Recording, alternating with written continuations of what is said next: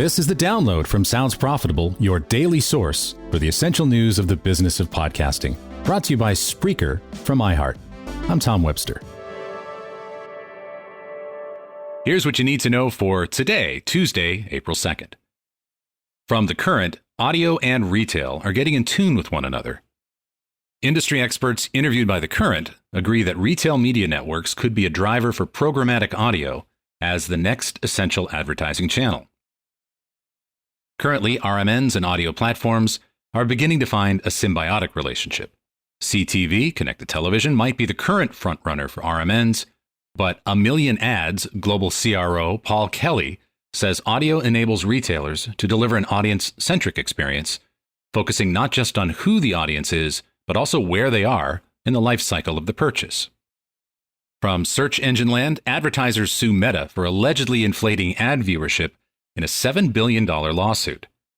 The suit claims Meta exaggerated ad viewership figures by up to 400%, leading advertisers to pay inflated premiums for ad placements on Meta-owned platforms. Advertisers involved in the suit say Meta used a potential reach metric to determine advertising costs, which uses the total number of social media accounts rather than individual users. Plaintiffs argue potential reach could easily include bots or fake accounts that inflate numbers. Meta denies the allegations and says potential reach is not used for pricing. As the advertising industry currently stands, walled garden metrics are not held to the same standards as open metrics like podcasting. And I'm happy to report that this very podcast has a potential reach of 300 million people. In Bloomberg, Lex Fridman's podcasts give tech CEOs a friendly place for PR. Podcaster Lex Fridman has become a key podcaster for tech CEOs over the past few years, recording long-form interviews with tech execs.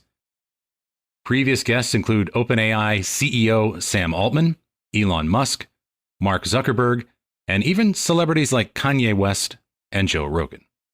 The appeal of podcasts like Fridman's is clear, effectively replicating the same environment of a branded podcast.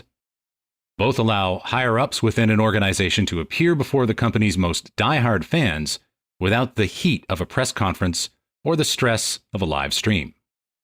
From Amplify Media, insights from leaders at the top. Last week at Evolutions by Podcast Movement, Steve Goldstein hosted his 9th View from the Top panel, gathering industry experts together. This year's batch consisted of Goldstein, Drew Marcus, the senior advisor at Guggenheim Securities, Dan Granger, the CEO of Oxford Road, Jenna Weiss-Berman, head of Odyssey and Pineapple Media's podcast initiatives, and Sarah Von Mosel, SVP of podcast strategy at SiriusXM. The group covered the state of the business of podcasting, ad markets, video, and AI. The article includes a full transcript of the panel's questions and answers.